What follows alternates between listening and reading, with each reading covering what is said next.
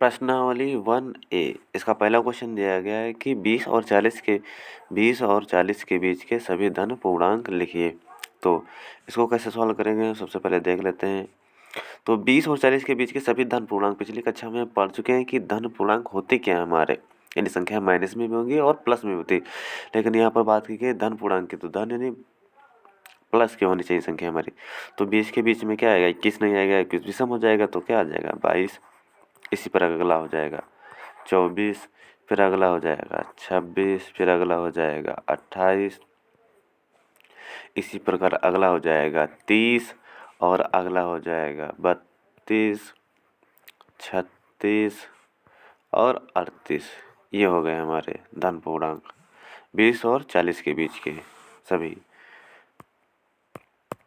और अगला टाइप दिया गया है हमारा, दूसरा क्वेश्चन जो दिया गया है हमारा, क्या दिया गया है कि 1 से 10 तक के अभाज्य धन पूर्णांक लिखिए। तो इसका पहला अभाज्य धन पूर्णांक होता है 2, यानी जो संख्याएं सिर्फ स्वयं से घटती हैं 2। और यहाँ पर दिया गया है अगली संख्या 3, और अगला दिया गया है हमारा 5, और अगला दिया गया है 7, यानी 10 तक के, यानी 1 से 10 तक के बीच की लिखनी है। अगला क्वेश्चन हमारा दिया गया है कि 2A का क्रमानुयायी पूर्णांक लिखिए, यानी इसके आगे का। तो यहाँ पर 2A दिया गया, प्लस दिया गया और यहाँ पर 1 दिया गया है, तो अगला क्या हो जाएगा हमारा 2 हो जाएगा। ये हमारा हो गया अगला क्रमानुयायी पूर्णांक हो गया। अगला क्वेश्चन दिया गया है कि यहाँ पर क्वेश्चन छूट गया है थोड़ा, उसको लिख लेते हैं कि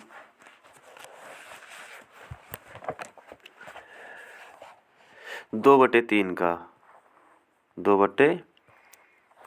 का योगात्मक प्रतिलोम लिखिए। तो 2/3 का योगात्मक प्रतिलोम ज्ञात कीजिए। तो योगात्मक प्रतिलोम का अर्थ होता है कि कोई भी संख्या लिखी हो उसमें काय से माइनस से गुणा कर दें, तो वह संख्या हमारी योगात्मक प्रतिलोम हो जाती है। तो फाइनली हमारा आंसर कितना पड़ेगा 2/3, ये हो गया हमारा योगात्मक प्रतिलोम। नेक्स्ट क्वेश्चन देख लेते हैं। क्वेश्चन नंबर 5 हमारा क्या बता रहा है कि -5 का गुणात्मक प्रतिलोम लिखिए। अब गुणात्मक प्रतिलोम में भी क्या करते हैं, गुणात्मक प्रतिलोम में हम जो है ना संख्या का उल्टा कर देते हैं, यानी जो संख्या दी गई होगी उसका उल्टा कर देंगे। तो यहाँ पर माइनस दी गया तो माइनस की संख्या लगा लेते हैं, और 5 लिखा है तो इसका उल्टा हो जाएगा 1/5, यानी योगात्मक प्रतिलोम में सिर्फ माइनस से गुणा करते हैं और गुणात्मक प्रतिलोम में संख्या को उल्टा कर देते हैं। और क्वेश्चन नंबर 6 देख लेते हैं। हमारा दिया गया बता रहा है कि P + Q और P - Q के योगात्मक प्रतिलोम लिखिए। तो अभी हमने बताया था कि योगात्मक प्रतिलोम होते क्या है हमारे, यानी संख्याओं के आगे सिर्फ माइनस लिख लेते। तो हमारा हो गया माइनस का P + Q, एक तो यो हो गया हमारा, और दूसरा क्या हो गया माइनस का P - का Q, ये हमारे हो गए दो।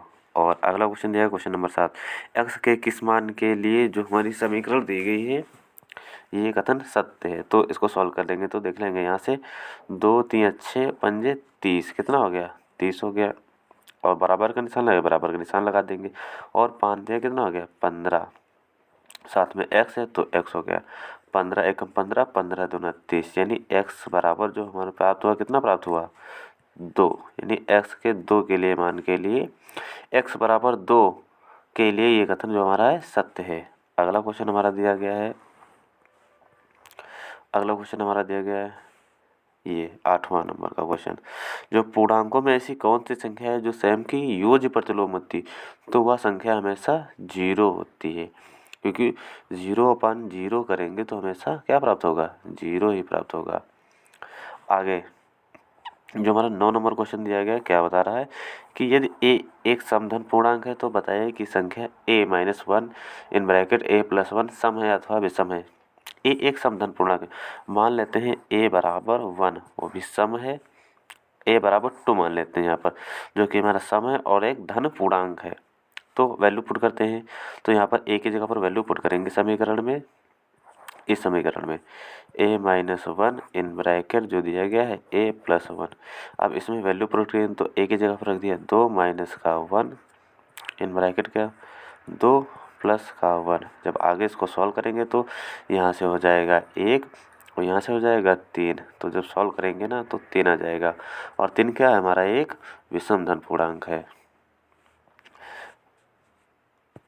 अगला क्वेश्चन देख लेते हैं हम, जो दिया गया है हमारा क्वेश्चन नंबर 10। संख्या रेखा पर 5 और 7 का योग लिखिए। तो संख्या रेखा सबसे पहले लिख लेते हैं, तो ये हमारी हो गई संख्या रेखा।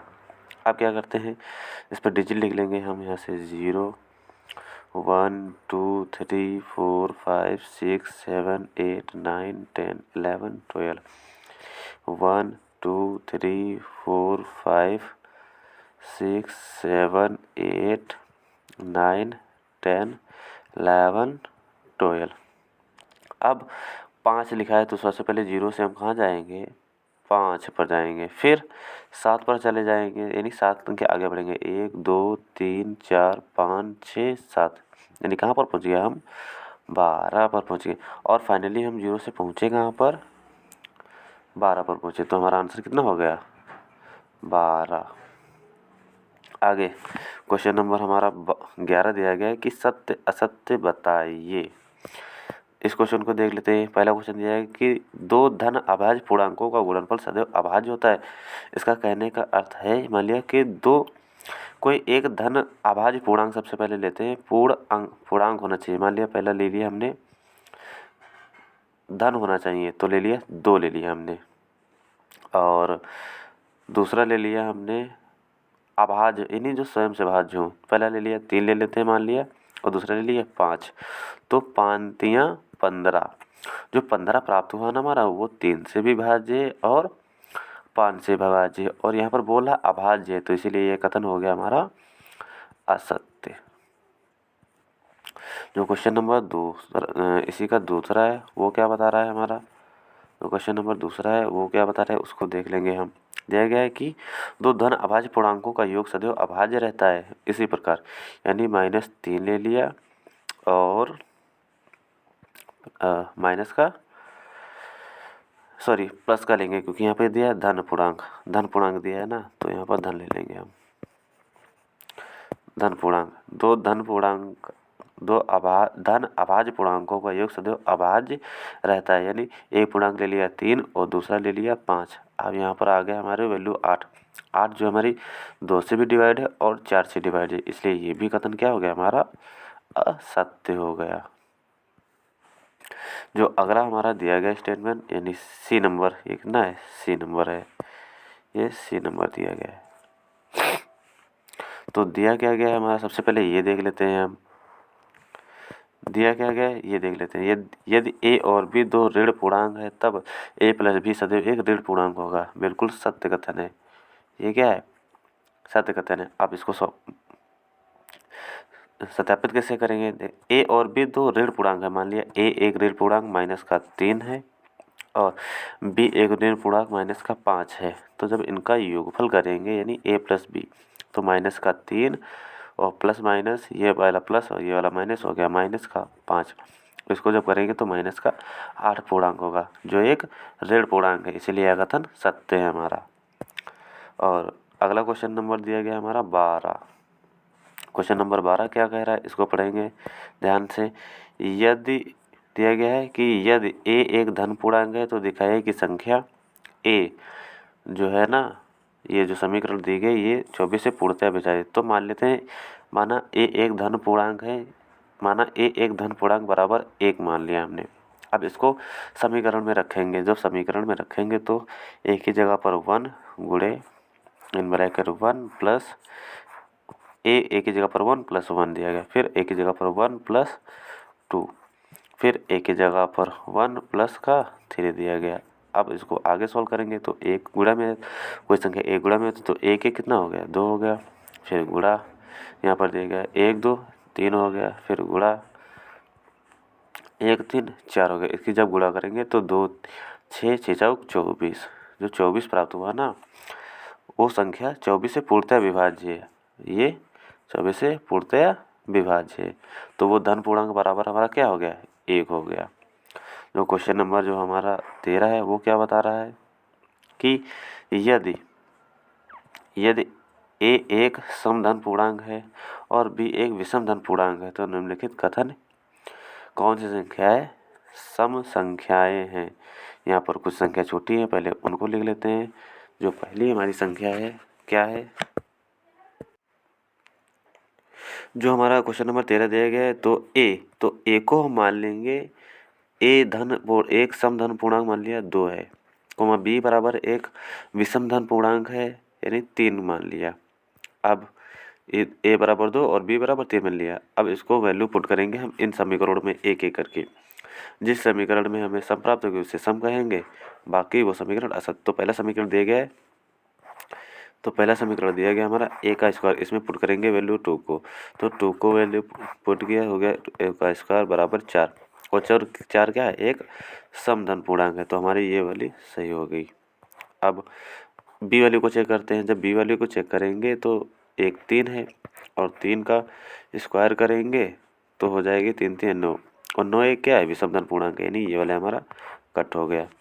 अब देते हैं a+1, तो ए की जगह पर 2 और बी की जगह पर 1, बी की जगह पर 3, बी की जगह पर हो गया 3 3 2 5, यानी जो इसकी वैल्यू प्राप्त हुई 5 प्राप्त हुई, और 5 क्या है, एक विषम है, इसलिए ये भी हमारा कथन असत्य हो कट जाएगा। ये भी कटा है हमारा, सिर्फ एक नंबर से ये भी।